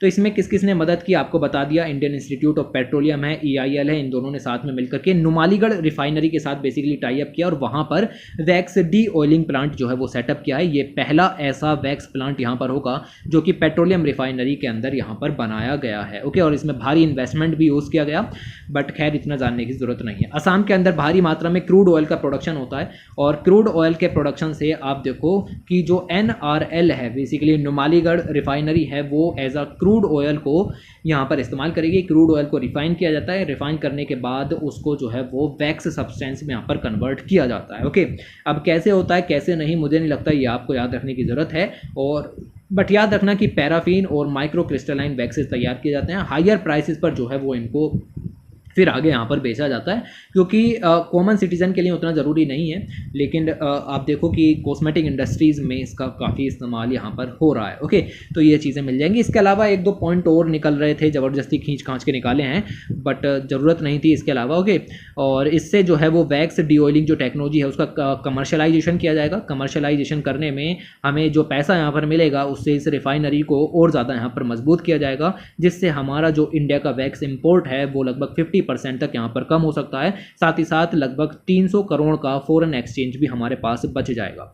तो इस तरीके से जो आपका ये wax D oiling plant Numaligarh refinery में यहाँ पर बचा है, तो इससे नुमालीगढ़ जो रिफाइनरी है उसकी प्रॉफिटेबिलिटी भी यहाँ पर बढ़ गई है, ये भी यहाँ पर दिखाया गया था। ओके और ये चीज़ें आपको यहाँ पर याद रखनी है। इसके अलावा NRL की अगर हम बात करें, that's called Numaligarh refinery limited, इसने इसका एक्सपोर्ट भी यहाँ पर शुरू कर दिया है लगभग 20 कंट्रीज़ को, including Kenya, Nepal, Bangladesh, Thailand, Mexico, Hong Kong, Indonesia, Malaysia और इजिप्ट। और इससे जो है वो वैक्स प्लांट को काफ़ी ज़्यादा प्रॉफिट यहाँ पर होगा। डायरेक्ट और इनडायरेक्ट एम्प्लॉयमेंट भी यहाँ पर मिल जाएगा नॉर्थ ईस्ट रीजन के लिए स्पेशली, और जो लोकल इंडस्ट्रीज़ हैं लाइक कैंडल वगैरह की उनको भी फ़ायदा यहाँ पर होगा। इस तरीके से चीज़ें यहाँ पर मिल जाएंगी। CSIR के अंदर इंडियन इंस्टीट्यूट ऑफ पेट्रोलियम और EIL इन तीनों ने मिलकर के जो टेक्नोलॉजी यहाँ पर डेवलप की है वो नुमालीगढ़ रिफाइनरी को फुल्ली रिफाइंड और ब्यूरो ऑफ इंडियन स्टैंडर्ड्स के टाइप 1 और टाइप 2 वैक्सीज को बनाने में यहाँ पर मदद करेगी। ओके अलग अलग तरीके के वैक्सीज के टाइप हैं जिसमें ऑयल का कंटेंट के बेस पर वैक्सीज को डिफाइन किया जाता है। तो बढ़िया वैक्स हो उस चीज़ को यहाँ पर बेसिकली शुरू किया गया, और फूड ग्रेड वैक्स भी तैयार किया गया है, और साथ ही साथ प्रेस्टीन के नाम से जो है वो इसका ट्रेड नेम भी यहाँ पर रखा गया। ओके मतलब प्रेस्टीन के नाम से फूड ग्रेड वैक्स जो है वो यहाँ पर आपका बिकेगा। तो ये पॉइंट जो है वो आपको यहाँ पर ध्यान में रखने हैं। इसके अलावा इसके काफ़ी सारे और एडवांटेजेस यहाँ पर हो जाएंगे। खैर ये सब हमें यहाँ पर नहीं पढ़ने, मैंने एक्स्ट्रा यहाँ पर दे दिए, बट पढ़ने की ज़रूरत नहीं है। नुमालीगढ़ वैक्स प्लांट यहाँ पर डेवलप किया गया, याद रखना 5 फरवरी 2016 को यहाँ पर ये डेवलप किया गया था, और उसके बाद से काफ़ी अच्छा काम जो है वो यहाँ पर कर रहा है। इसी के साथ ये जो है वो हमारी चीज़ कंप्लीट होती है। पूरी मैगजीन यहाँ पर जो है वो कवर कर ली गई, जितने आर्टिकल इंपॉर्टेंट लगे सभी कवर कराए, एक भी आर्टिकल जो है वो ऐसा छोड़ने की कोशिश नहीं की गई है। तो उसी के साथ वीडियो को शेयर कर दो अगर पसंद आई, लास्ट तक पहुँचे हो बहुत अच्छी बात है, टिके रहे। ओके वरना बहुत सारे बच्चे इसको आलस के चक्कर में नहीं देखते या बोरिंग के चक्कर में नहीं देखते। देखो स्टडी हमेशा बोरिंग होती है। ओके स्टडी हमेशा बोरिंग होती है, और जब भी पढ़ो सीरियस होकर के पढ़ो, हंसी मजाक में पढ़ाई बिल्कुल भी नहीं होती। ओके तो मैं भी यहाँ पर 1 घंटे की वीडियो बनाऊँ चाहें, लेकिन बिल्कुल सीरियस होकर के बनाता हूँ, इसीलिए कोई कॉमेडी पढ़ाई के बीच में नहीं होनी चाहिए। आधा घंटा पढ़ रहे हो तो सीरियस होकर के पढ़ो, उसके बाद चाहे 1 घंटा हंसी मजाक करो या कुछ भी, लेकिन जब पढ़ रहे हैं तो सीरियसली होकर के। चलो ज़्यादा ज्ञान ना देते हुए मैं यहाँ पर आपका इस वीडियो को एंड करता हूँ। Thanks for watching, take care.